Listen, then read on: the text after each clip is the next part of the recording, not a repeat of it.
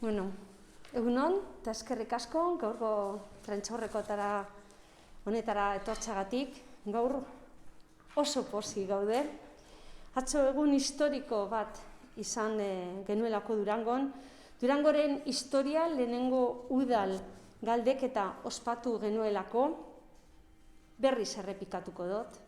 Lehenengo udal galdeketa ospatu zen atzo Durangon eta egun historikoa izan zen. Eta historiko izan zen, batez ere, aurrekari historiko bat jartzen duelako herri honetan, gobernantzeko beste eredu bat bultzatu dugulako. Atzo, 7.066 durangarrak parte hartu zuten Durangoko historiako lehen udal galdeketan. Eta galdeketa horretan, Durangoren etorkizunako proiektu urbanistiko batetaz galdetu genuen. Herritarren erantzuna argia izan da. 184,4, 18 pisutako 5 dorren aurkako bozka helarazi digu. Berriz errepikatuko dugu. Atzo, durangarrek oso mezu bat argia helarazi ziguten. Ez dituzte 18 pisutako 5 dorretik nahi Durangon. La participación ha sido del 28,57% del censo. Hoy hemos leído diferentes valoraciones acerca de si es mucho o de si es poco. Nosotros lo tenemos muy claro. Ha habido más de 7.000 personas que han querido pronunciarse acerca de un proyecto de vital importancia. Para nosotras no es mucho, es muchísimo. Y sobre todo teniendo en cuenta las limitaciones que hemos vivido. Una pandemia,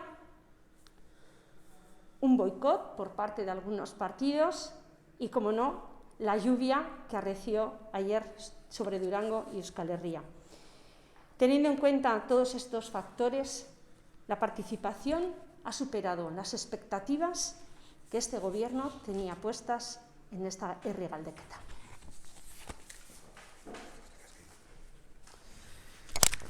Eguerdión, guztioi.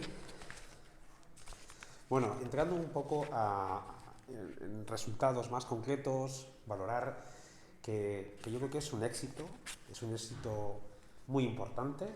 Es un día histórico para Durango, es un día histórico para las consultas ciudadanas y es un día histórico para Euskal Herria. Por poner unos ejemplos, había muy pocos antecedentes, unos precedentes en relación a consultas de estas características.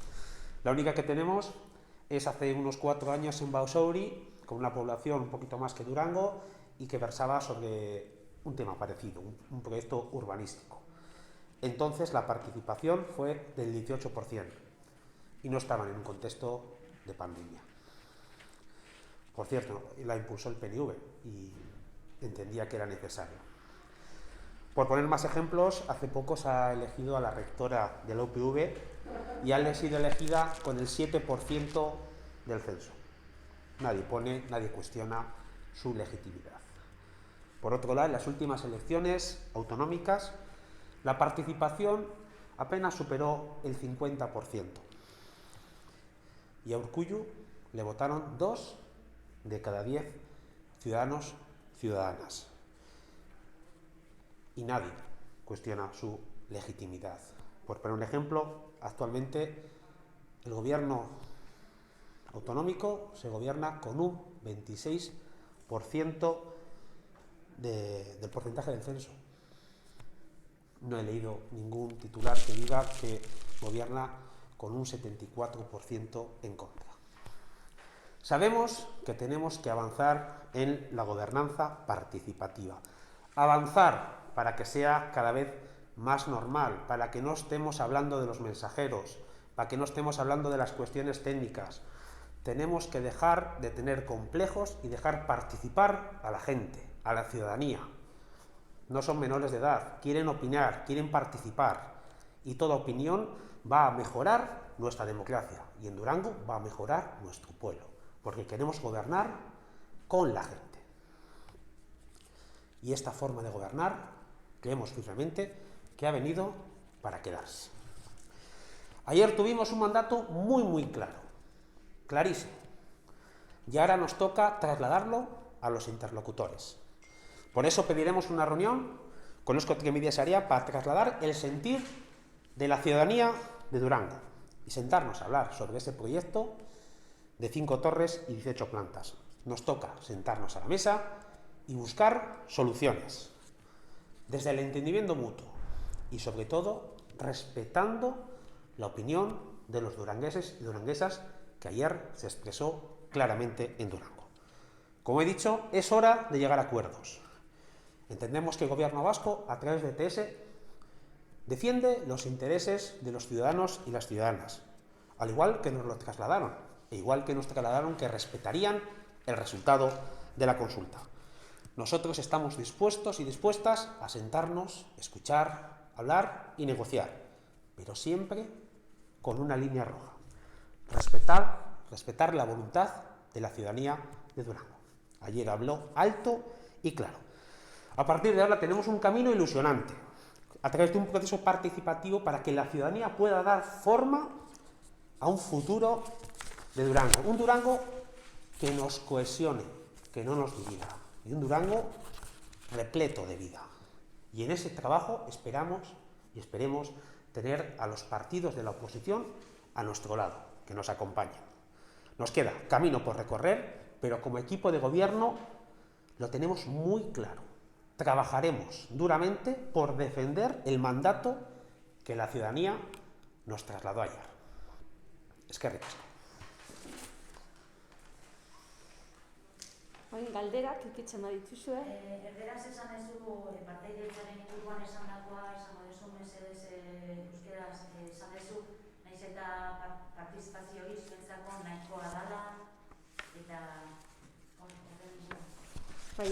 Esaten dozu, esan duanean, para nosotras no es mucho, es muchísimo. Es muchísimo, eta, hori, medio batzutan, entzun da, edo, hori igual gutxi dara, ez duela herritarren gehiengoa, suposatzen, horren aurrean zuen zer esaten dezuen. Bale, nahi dozu, azaltzea pizkat berak emon dauen adibideak, ez da? Olako gauzaren bat. Zer pentsatzen dezuen partaidetzari buruz, eta...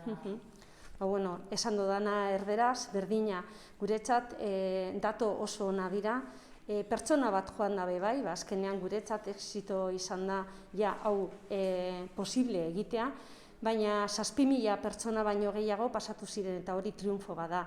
Ikusten baditugu beste prozeso batzuk, eta hor dekogu oin dela 4 urte Basaurin PNV jarri zuen martxan prozeso parte hartzaile bat, orduan ez zegoen pandemia egoera bat, eta heldu ziren 118 lortu zuten, gu 110 gehiago lortu dugu dekogun egoerarekin, eta hainbestetan gaur komentau egin den, ia legitimoa den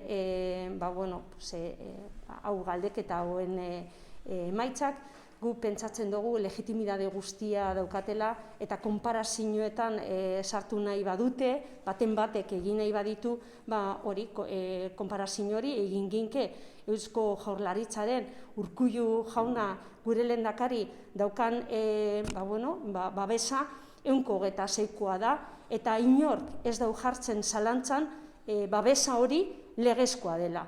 Ni bentsat ez dut jartzen, ni uste dut, bera daukala legitimidade guztia lehendakari izateko.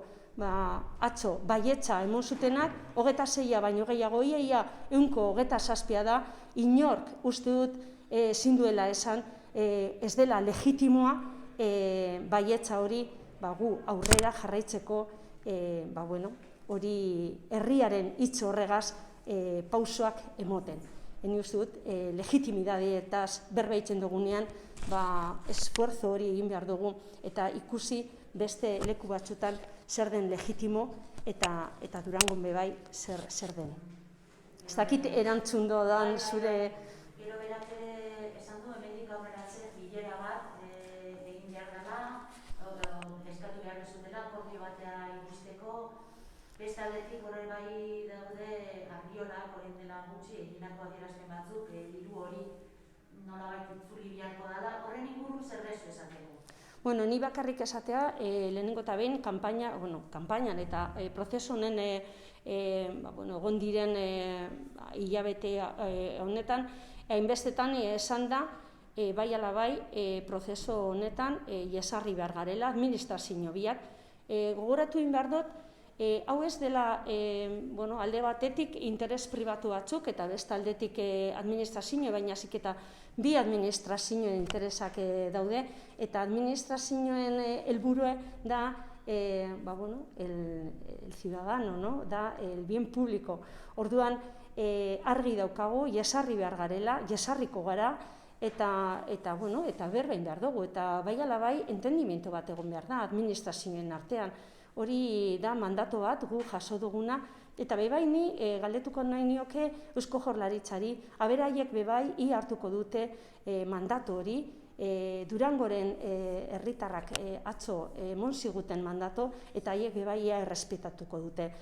Ni pentsetan du baietz, administrazioak horretarako gaude, eta lehenengo pausoak horiek esango dira. Eta, oin arte bide luzea izan da, oraindik gelditzen diez hainbeste pausoak, hemendik aurrera, eta gu ja martxan gaude lanean, hori pausoak emoteko.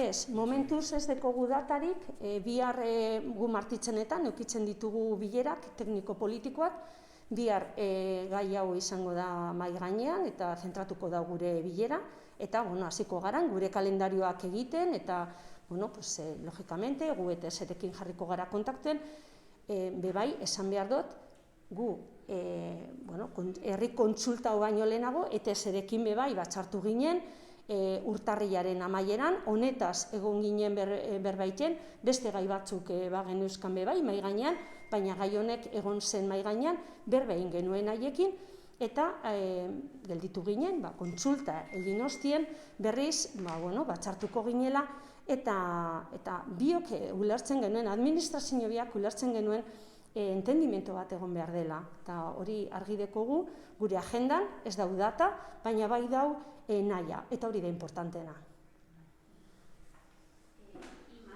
Una vez, en principio, descartado ese proyecto de las torres, los ciudadanos podrán proponer ellos otros proyectos, ¿será otra vez un proceso participativo para elegir qué hacer con esa parcela? Yo querría, igual leer la pregunta, ¿no?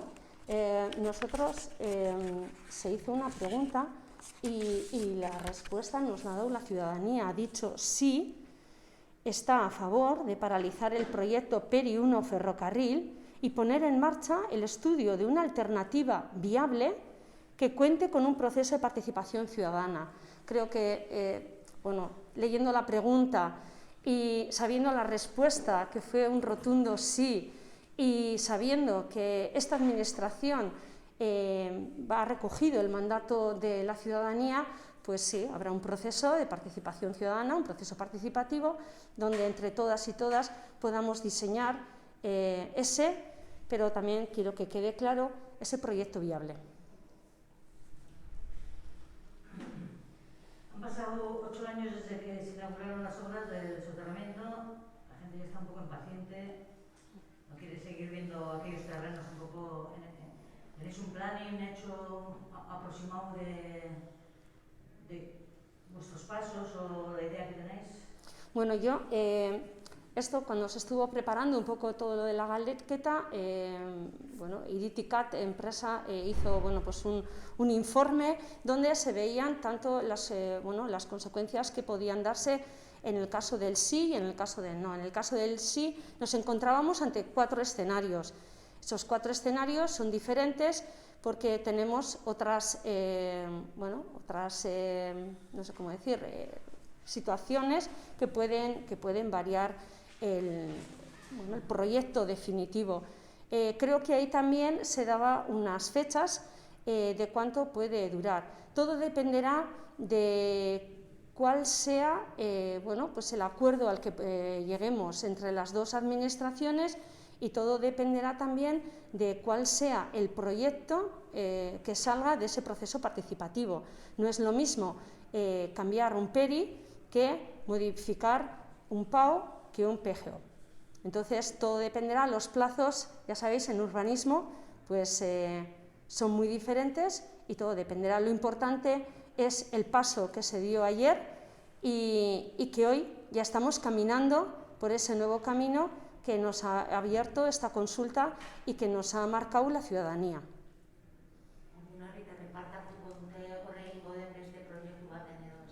Barkatu?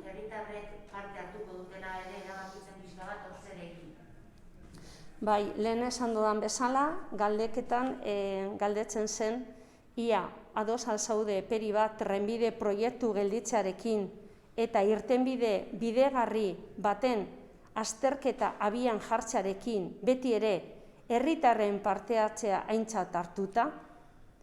Horren galderari erantzuna baietza izan bada, argi dau, prozeso parte hartzaile egongo dela, diseinatzeko urrengo proiektu, baina beti hori esan dudana, proiektu bideragarria izan behar da.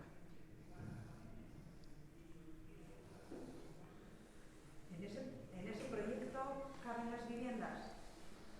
¿Algunas viviendas?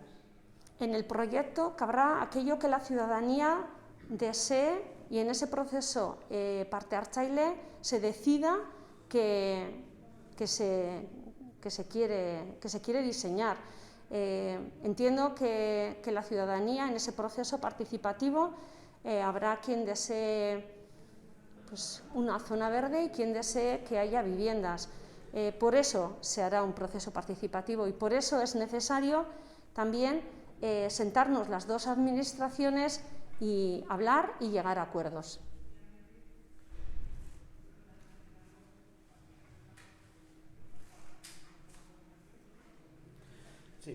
Sí. Con respecto a las viviendas, pues ese es el modelo, es decir, queremos un modelo de 6 torres, 18 plantas de apartamentos de lujo, o las necesidades concretas de Durango es tener vivienda pública y de alquiler social. Ese es un debate que también está. Es un debate que tiene que salir de los despachos y tiene que salir a la ciudadanía y que la gente decida. ¿Necesitamos vivienda? Sí, pero ¿qué tipo de vivienda? ¿Necesitamos torres? ¿O qué necesitamos? Entonces, ese es otro elemento en el que queremos incorporar, porque sí creemos que esta consulta, este proyecto ahora tiene una doble legitimidad. El anterior proyecto se hizo en un despacho, ahora tiene la legitimidad de la democracia representativa que representa este equipo de gobierno, este ayuntamiento, porque hay que recordar que los 4 partidos que están en esta institución aprobaron hacer la consulta y en su momento la apoyaron, a última hora se echaron para atrás y hoy en día tenemos el mandato de la ciudadanía, el mandato directo de la ciudadanía, o sea que tiene una doble representación, la democracia representativa y la democracia participativa. Entonces creemos que este proyecto va a tener mucha fuerza porque es que el proyecto es muy fuerte, es en el corazón de Durango con 60.000 metros cuadrados y se escuchará a todo el mundo y entre todas y todas haremos el Durango del presente y sobre todo el Durango del futuro. Por eso creemos que esto ha venido para quedarse. Gobernar escuchando. En el supuesto de que no hubiera acuerdos, ¿barajáis la posibilidad, digo, en defensa de una zona más verde, más amplia, barajáis la posibilidad extrema de llegar a una expropiación de terrenos? Como plantea el PNV. Tenemos una obligación y una responsabilidad de llegar a acuerdos. Lo ha dicho Ima muy claramente, somos 2 instituciones públicas y es nuestra responsabilidad, escuchando a la gente y poniendo en el centro el interés general de la ciudadanía. Entonces, no contemplamos otra cosa que no sea acordar, diseñar y participar. Ese tipo de elementos creemos que no está dentro o no debería ser una de las herramientas que utilicen las instituciones públicas pensando en el interés general. Esa es nuestra tarea, ese es nuestro trabajo y ese es el mandato que vamos a llevar. Sí. Bai. Bai, bueno, Julianek esan dauena, ez dugu ikuste, gobernu honek ez dau aurre ikusten eszenario bat nun ez garela helduko akordio batera. Momentu honetan gainera dekogun postasunarekin pentsatzen dugu bai kapasak izango garela, kontuan eduki behar dugu lehen esan dudan bezala bi administrazioen arteko eztabaida edo akordio izan behar dela, orduan bai ala bai mandatu bat dekogu eta akordio batera heldu behar gara. Horregaitik, en principio ez dugu ikusten eszenario hori, espropiazioarena, baizik eta akordioa, eta gu behintzat gure indar guztiak jarriko ditugu mahai horretan beste administrazioarekin, Eusko Jaurlaritzarekin, ETS kasu honetan, akordio batera heltzeko haiekin, eta gero prozesu parte hartzaile baten bitartez modelo berri bat, proiektu berri bat gauzatzea, hor, esan dauen bezala Julianek, Durango bihotzean, danon artean erabakitzeko zer nahi dugun.